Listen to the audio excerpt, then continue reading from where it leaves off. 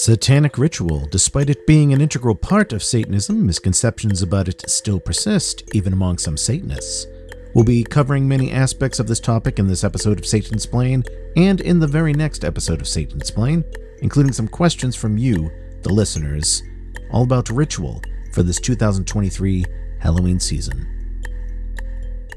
Well, it's not Satan worship, it's Satanism. It's embracing the life-enriching things which have traditionally been given the devil's name. Pride, lust, earthly success, rational self-interest, atheism, humor, nonconformity, science, a passion for living, being selective about whom we love. We don't see these as shameful sins, but empowering ideals. And we also recognize the psychological power and fun of symbolism and aesthetics, so we utilize Satan as mythology's most fitting mascot for what we're about. Satansplain. Satanic Talk with Church of Satan Magister Bill M. Magister Bill M. with Satansplain. One quick announcement before we get into this episode. I was invited to do a live stream for a podcast called Sasquatchers. Yes, it's a mix of the words Sasquatch and Watchers. Sasquatchers. That's on November 1st. I'll post links on satansplain.com and so on. And I was also invited to be a guest on another podcast called The Devil's Salon, and that should be happening later in the month of November. And again, I will post details as they come. And now on to the show. It is Halloween time, and like a lot of Satanists, I have made it a tradition to do some form or another of ritual on Halloween night.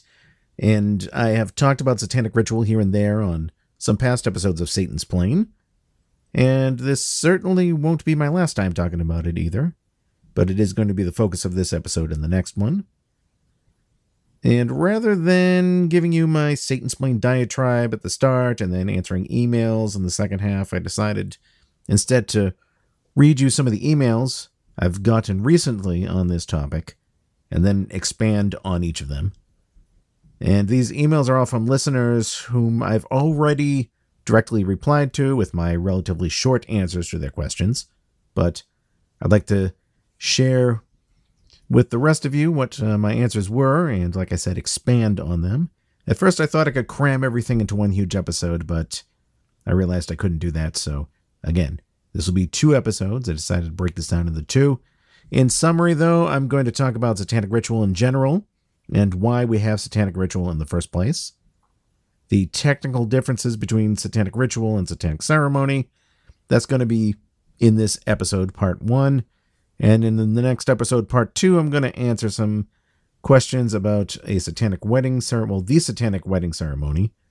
I'll address 2 opposite extremes that sometimes show up with people trying Satanic Ritual, namely the fear that everything has to be exact, and then the exact opposite extreme, which is way more popular, but equally wrong. The notion that Satanic Ritual is anything goes and thinking there is no wrong way whatever to do a ritual. That's another misconception I'll be addressing. And finally, in part 2, I'm going to be talking about group ritual in Satanism, why we have group rituals, why they're still important, and how you might go about being in one. So a lot to get into. Let's start with this email from Kev.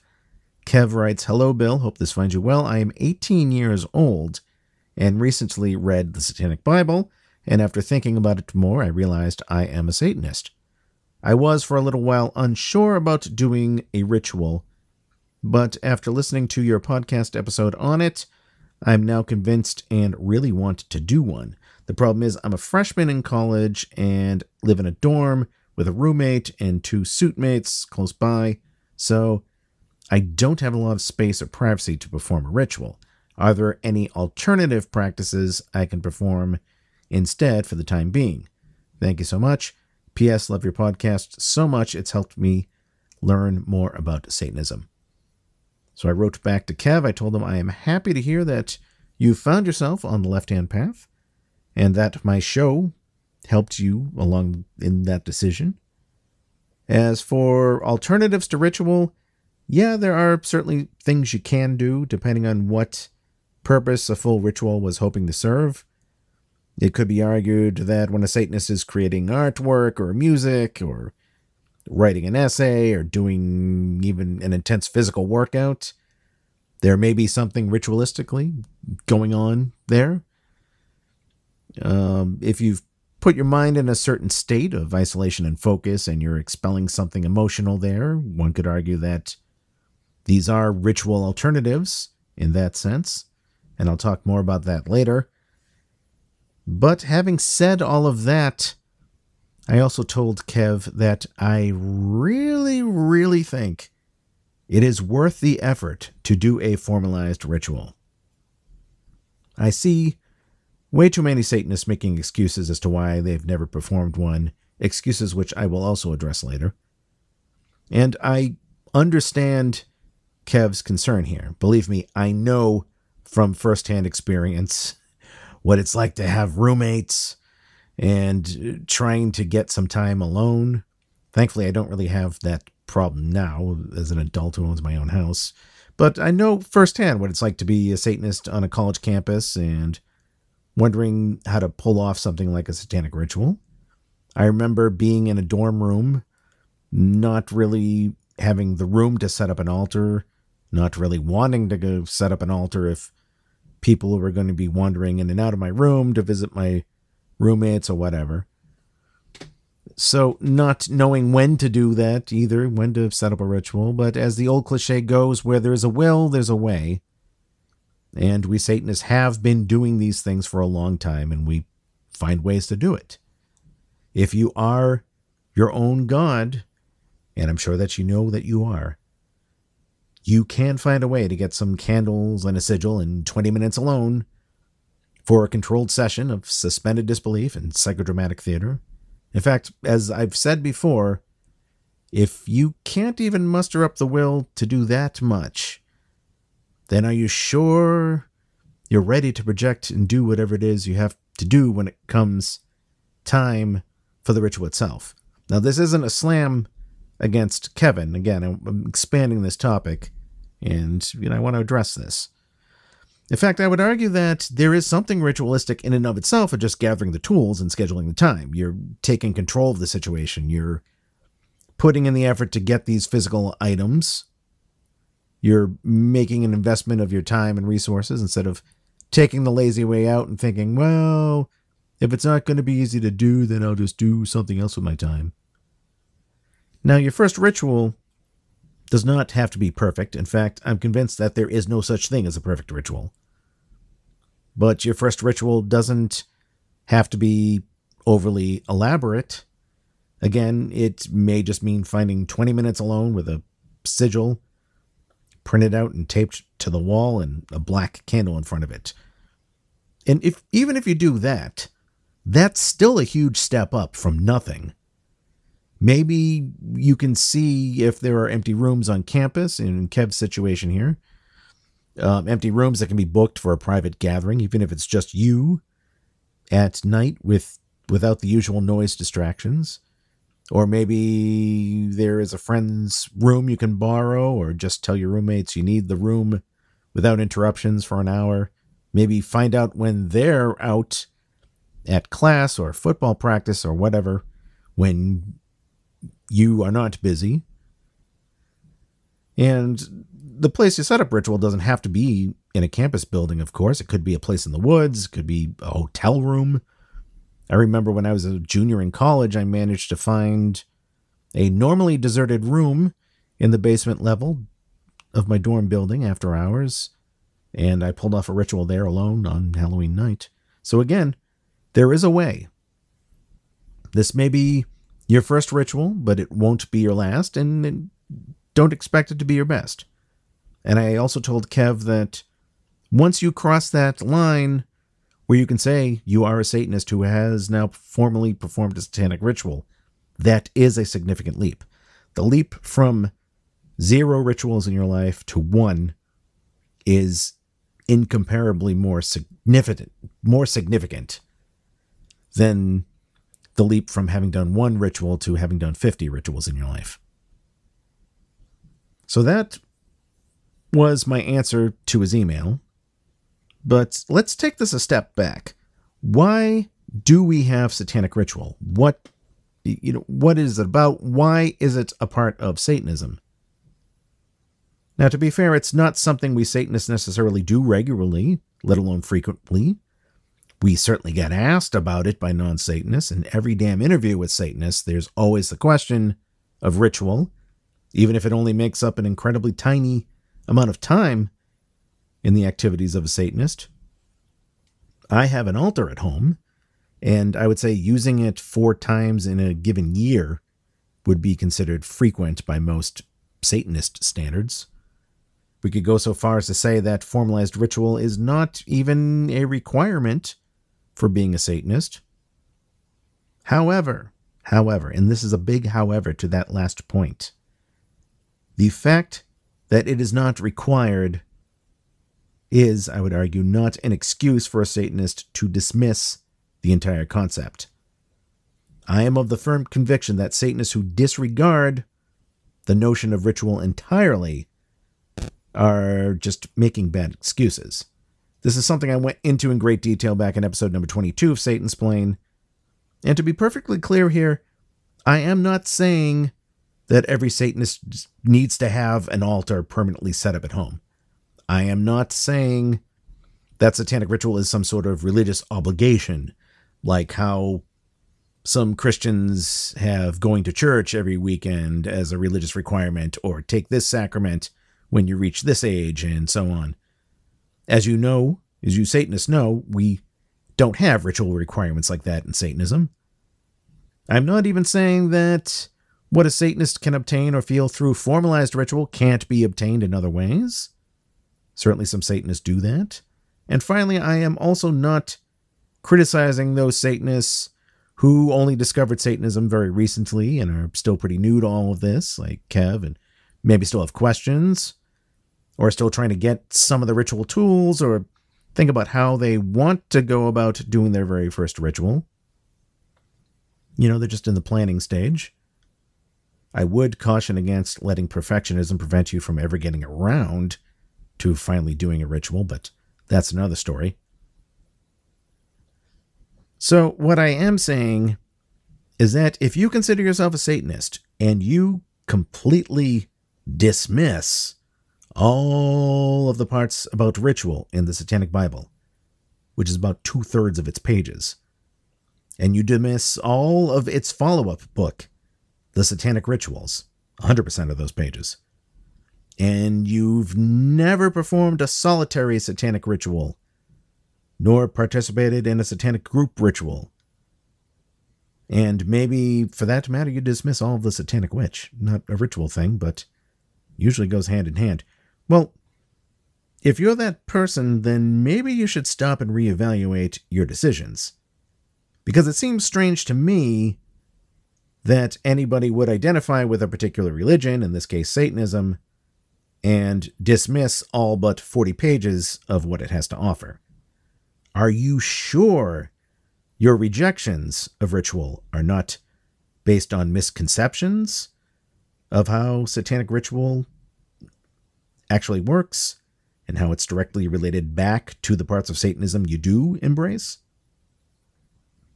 Are you sure you are not just making bad excuses? Do you perhaps have inhibitions that prevent you from getting yourself into that ritualistic mindset in the first place? Is there maybe a fear way in the back of your mind that if you'll feel guilty or dishonest for being an atheist and going through these theatrics, these emotions, calling out these names and stuff? Or do you maybe lack the self-control to get into that state of mind? Maybe you're a victim of past religious programming, and although you've intellectually accepted that, yeah, Christianity and all these other supernatural religions are bullshit, maybe you accept that intellectually, but emotionally, you haven't fully liberated yourself from that religious programming. Or maybe it's something all simpler than that. Maybe you glanced at the list of ritual tools and all the 13 steps, and you thought, well, this seems too daunting of a task. I don't know if I can do it. Regardless, if you're a Satanist, but you've never lit a black candle in your life, or were never part of a group ritual involving things like that, then once again, you may want to just stop and revisit this whole topic. These are things worth thinking about. So back to the question, why do we have satanic ritual in Satanism? Well, Satanism is a religion, and every religion has things like ritual and ceremony and symbolism, and I would say Satanism is no exception to that. Now, I covered a lot of this back in Satansplain episode number 22, but I will get into more specifics with some direct quotes from the source, the Satanic Bible. We'll do that right after this break. You are listening to Satansplain. You are listening to Satansplain, real satanic talk with Church of Satan Magister Bill M. For questions, comments, and correspondence, send an email to bill@satansplain.com. In 1966, Anton LaVey created the Church of Satan, marking the beginning of the Age of Fire and Year 1 Anno Satanis. In 1969, he published the Satanic Bible, codifying Satanism as a religion, the first time it's been done in human history. In the name of Satan, ruler of the earth, king of hell, come forth from the pit, bestow the blessings of hell upon us.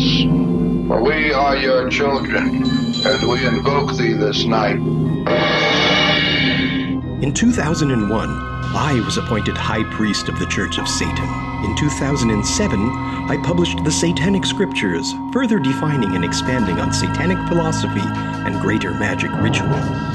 Hail, Satan full of might! Hail, Satan full of might! Our allegiance is with thee! Our allegiance is with thee! Cursed are they! Cursed are they! The God adorers! The God adorers! And cursed are the worshippers! And cursed are the worshippers! Of the Nazarene eunuch! Of the Nazarene eunuch! For the past 50 years, the Church of Satan has stood as the sole organization to define and defend Satanism as a religion. And though pretenders to the infernal throne have come and gone, we have stood the test of time and will into the future. Visit churchofsatan.com for more information and read the Satanic Bible and the Satanic Scriptures. Knowledge is the solution for ignorance. Hail, Satan! Hail, Satan! Hail, Satan! Magister Bill M. here with Satansplain. You can listen to episodes of Satansplain right on the official website, satansplain.com. You can also listen to episodes on YouTube, Google Podcasts, Apple Podcasts, Audible, and other places that typically carry podcasts. Please give a like and subscribe to Satansplain on social media, namely on Facebook, Twitter, and YouTube. For all comments and correspondence, you can email me directly. bill@satansplain.com is the email address. You are listening to part 1 of a 2-part series on Satanic Ritual here on Satansplain. As I said before the break, the reasons for Satanic Ritual are explained in the Satanic Bible, so let's go read some relevant quotes. In the Satanic Bible, there's a chapter, "The God You Save May Be Yourself." Now, Satanism is, as I'm sure all of you listeners already know, a non-theistic religion. It is an anti-spiritual religion.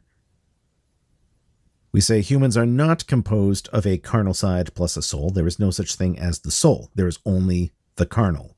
No spirit, only flesh.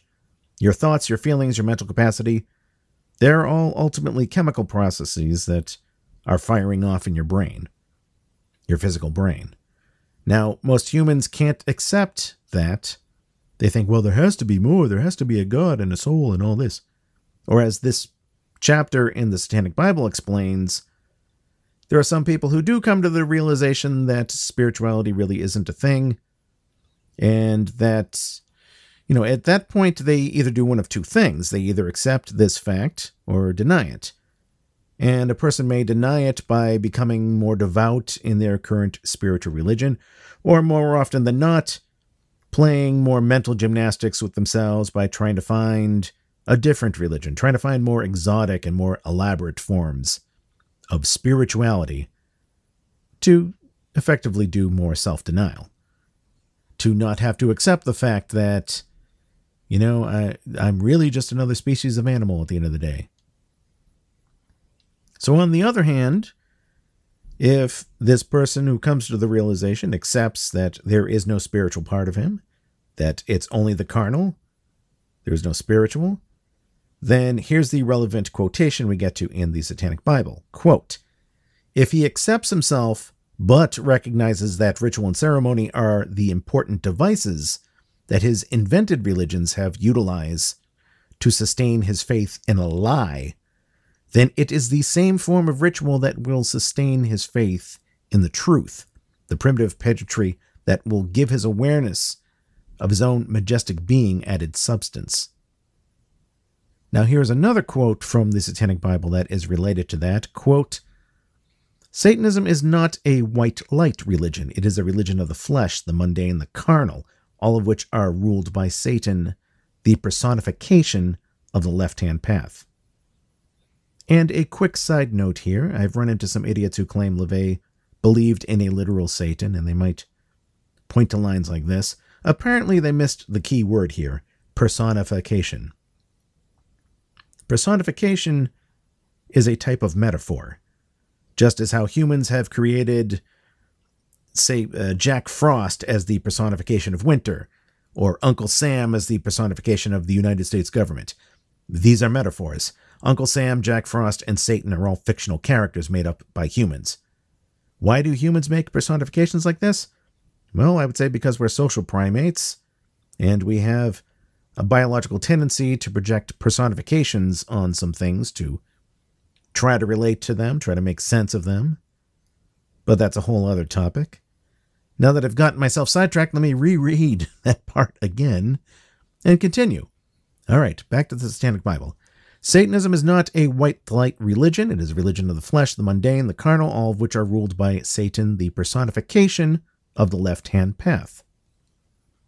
Invariably, the next question asked is, granted, you can't call it humanism because humanism is not a religion, but why even have a religion in the first place if all you do is what comes naturally anyway? Why not just do it?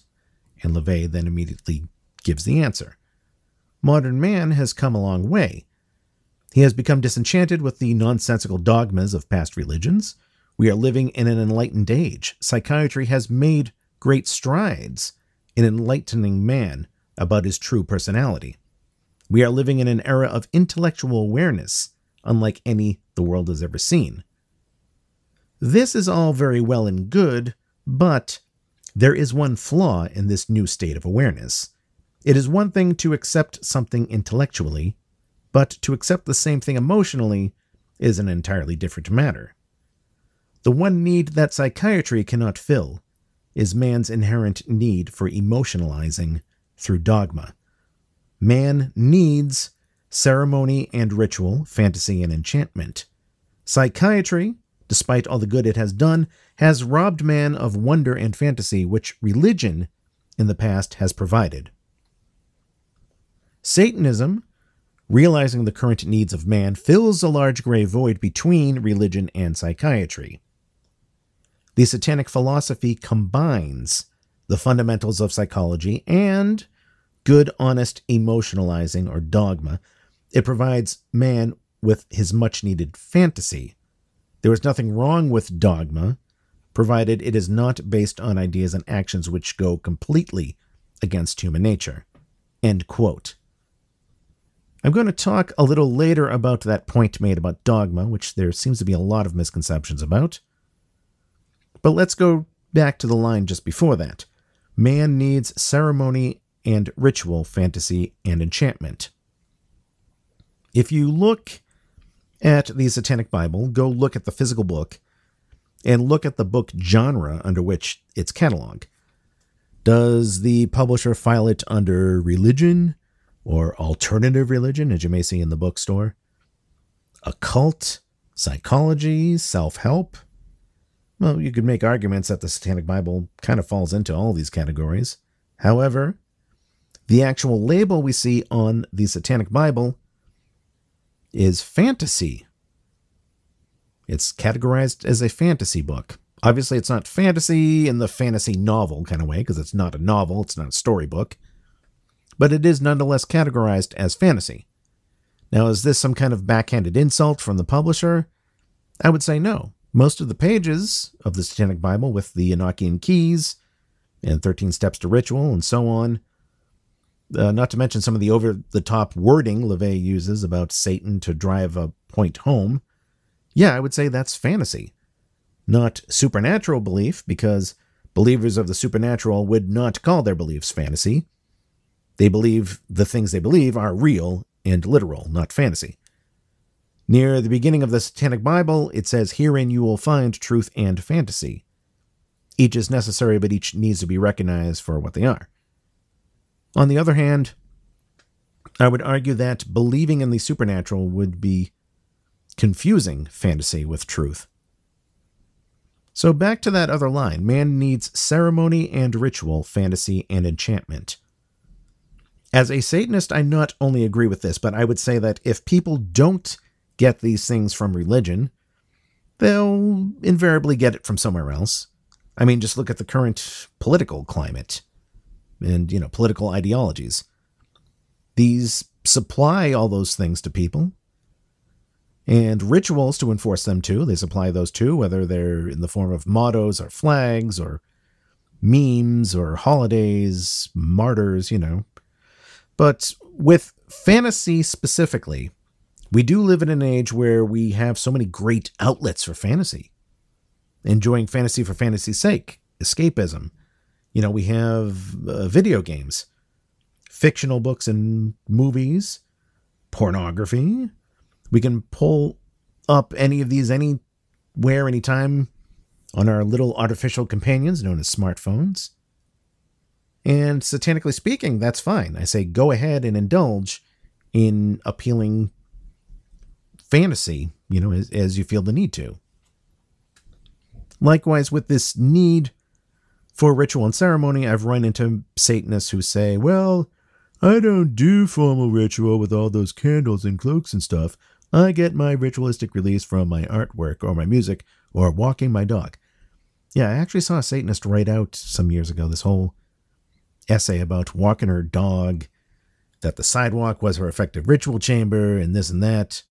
And to that I say, well, I suppose that's all valid in its own way. If you are putting yourself in that frame of mind where you're singularly focused, and tuning out the rest of the mundane world around you, doing this targeted emotional release, then sure, there is certainly something to be said about that, satanically. You are utilizing a lot of those same components that a formal satanic ritual would bring, and that's great, but remember that line again. If he accepts himself but recognizes that ritual and ceremony are the important devices that his invented religions have utilized to sustain his faith in a lie, what religion uses to control people in that, then it is the same form of ritual that will sustain his faith in the truth. So as great as these little, not explicitly satanic side manifestations of fantasy or ritual may be, again, nothing wrong with that, what if in addition, you did do something explicitly for Satanism itself? Fantasy that's not just for escapism's sake. Ritualizing emotion, not just for catharsis' sake, but a reinforcement of your identity as a Satanist in the first place, tying it back into the satanic philosophy. I'm sure there are some out there who will say, well, Bill, I don't need a ritual to sustain my faith in the truth. I already know I am a Satanist. Okay, but once again, it's one thing to accept something intellectually, but another thing to accept it emotionally. Ceremony and ritual, fantasy and enchantment. Let's take a simpler example. Do you wear a sigil of Baphomet necklace? Or pentagram ring? I do. Or do you have a sigil hanging up somewhere in your home? I do all of these things. And that is ritualistic expression in some way. It is something sustaining my own convictions in the truth. So sure, you could argue, well, Bill, Satanism is about the self, so when I receive a birthday card or listen to my favorite music, then that is a satanic ritual too. Okay, true, I guess, but I'm not saying that's invalid. But There are plenty of people who get birthday cards and listen to music, and they aren't Satanists. It's true that Satanism is about the self. We are atheists. We treat the self as the god in Satanism. But also we're not narcissists. I am my own god. That doesn't mean I'm everyone else's god too. More importantly, there are some objective parameters to what Satanism is and isn't. If there weren't, the term would be meaningless. And I would argue that if you identify as a Satanist, then you already know this. You already understand the emotional power of connecting to symbols and concepts you yourself didn't invent. So, we quoted the Satanic Bible earlier in the part about using the same form of ritual you find in spiritual religions, but instead using ritual to reinforce, instead of the mystical lies of those religions, you use it to enforce the truth. Okay, so what is truth according to Satanism? Well, this is where we get into the topic of dogma. And as I said, we would get back into this. I run into Satanists now and then who think dogma is absent from Satanism, and it's not. Dogma is in part what makes up and defines any religion. Every religion includes philosophy, but not only just philosophy. It includes symbolism and rituals and ceremonies too, but religions also include dogma. Every religion asserts something about the world, asserts something as being true. So what is the dogma of Satanism? Well, you can see it outlined right in our literature, like the 9 Satanic Statements or the 11 Satanic Rules of the Earth, the 9 Satanic Sins. So what do these things include? Well, you know this already, I'm sure. Indulgence, not abstinence. You know, it's better to enjoy the things you like than deny yourself all pleasures. There is no inherent virtue in denying yourself pleasure for the sake of denying it. Rejection of spiritual pipe dreams. Kindness to those who deserve it, because frankly, it is against my nature to show empathy to people who want to see me harmed. Maybe it's in the nature of some other people to show that kind of thing and turn the other cheek, but those people aren't Satanists. What else is dogma? Well, humans are animals, Satanic Statement number 7. And, the rest of the idea is reflected in the 9 Satanic Statements and so on. Now, notice the dogma of Satanism is not the sort of dogma you might find in other religions. It's not belief in supernatural things like deities or an afterlife or souls. It's not dogma like, hey, you can't look at porn or eat pork or be gay because it says you can't do that in this book in verses blah, blah, blah, chapter so-and-so. No, the dogma of Satanism is based on the real world and carnal nature, essentially the very opposite of spirituality. All the more reason, by the way, why we call it Satanism. And still, I run into newcomers to Satanism who are scared off by that word, dogma. I guess they think it means accepting something as true without any evidence, or being obligated to do things that don't make any sense or that they may not want to do. But as I just showed, it doesn't have to be that way. Dogma doesn't have to be like that. Some people even take this fear of dogma, though, to ridiculous extremes, where they're afraid to commit to any idea or to be assertive about anything.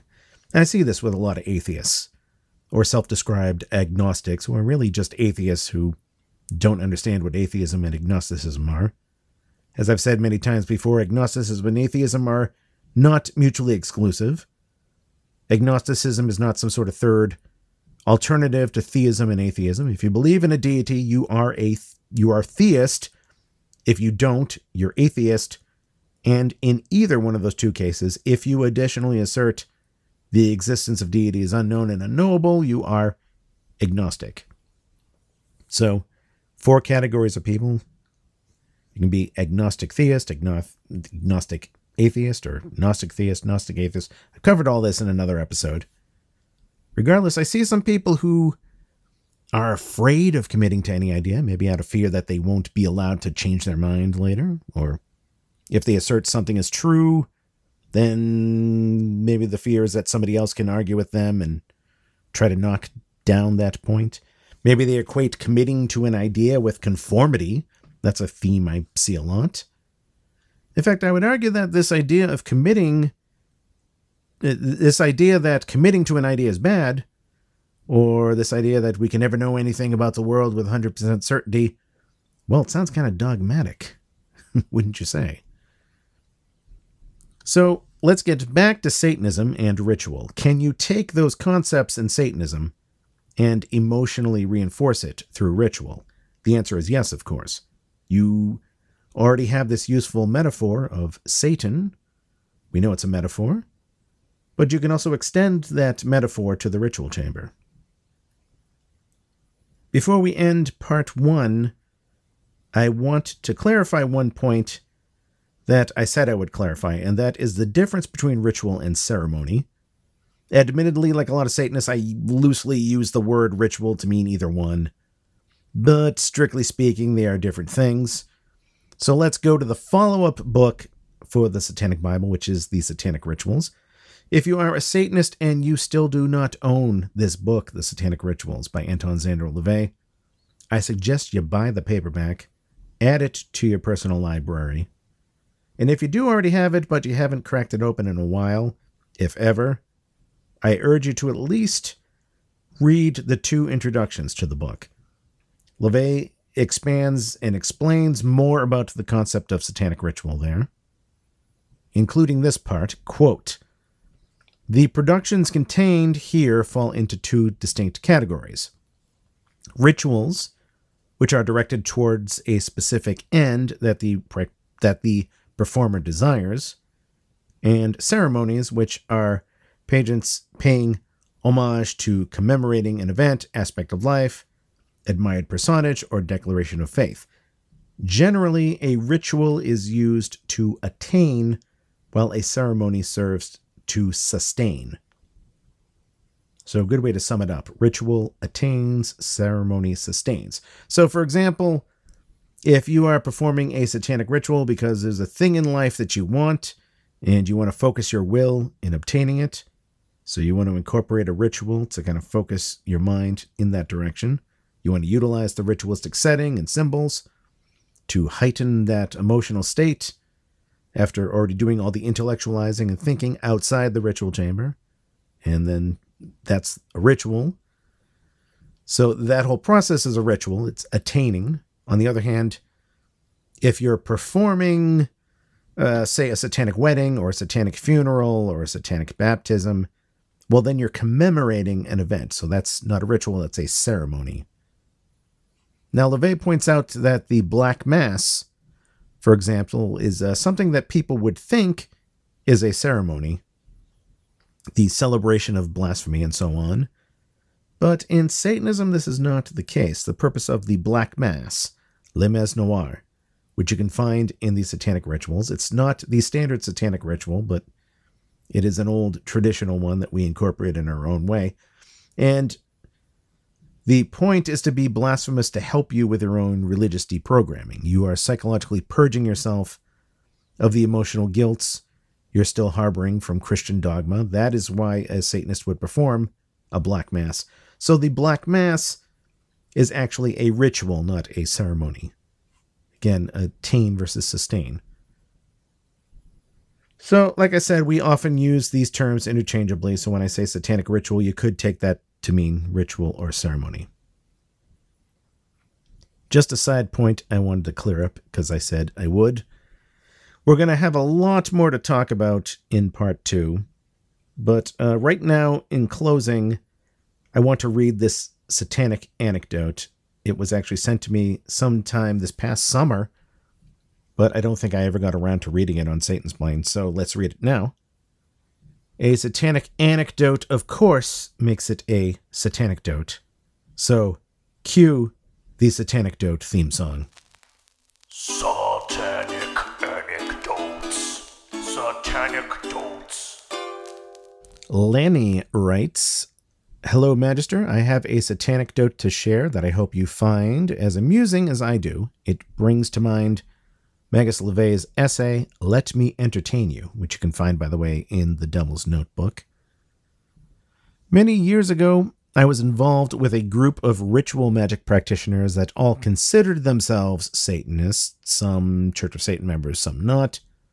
One of our members had a pesky dullard that he kept as a friend for some unknown reason, a frat boy stereotype whom I doubt actually ever attended college, but fit the image nonetheless. Our mutual friend informed us that this guy had been pestering him about coming to one of our gatherings so he could witness what went on in a satanic ritual. Of course, we had no intention of allowing him to be present during our rituals, but upon hearing his interest, I had a devious idea. "Call him up," I said, and then explained my plan to the other members of the group. If he wanted a thrill, we'd give him more than he bargained for. We invited him to the home of the member whose house we practiced at. The house was in a very rural area, positioned among a dense patch of woods, and at the end of a drive that stretched at least 1/8 of a mile from the road to which it was attached. It was a very remote location with no nearby neighbors. We donned our usual ritual robes, prepared our upstairs chamber by lighting the candles and incense and putting on some appropriately creepy music. When we heard his car approaching, I positioned myself at the door with a lit candle and my hood hanging far enough over my face that my eyes were concealed in shadow. The others took their positions in the chamber. He knocked, and I slowly and dramatically opened the door. To my surprise, he had brought a guest with him, his girlfriend. Oh boy, what fun. I silently motioned for them to come inside and led them through the darkened house and up the claustrophobic stairway. The chamber door was opened for us, and I followed them inside, closing and locking the door behind us. I made sure they were positioned with their backs to some of our members, as to increase their anxiety.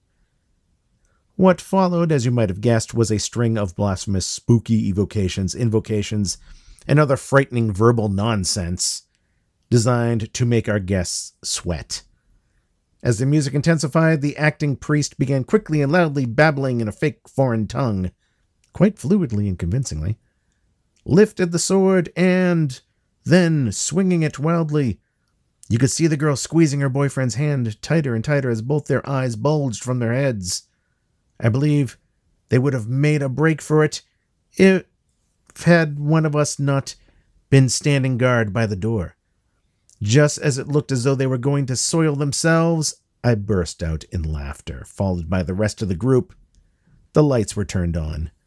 You could see them sigh in relief.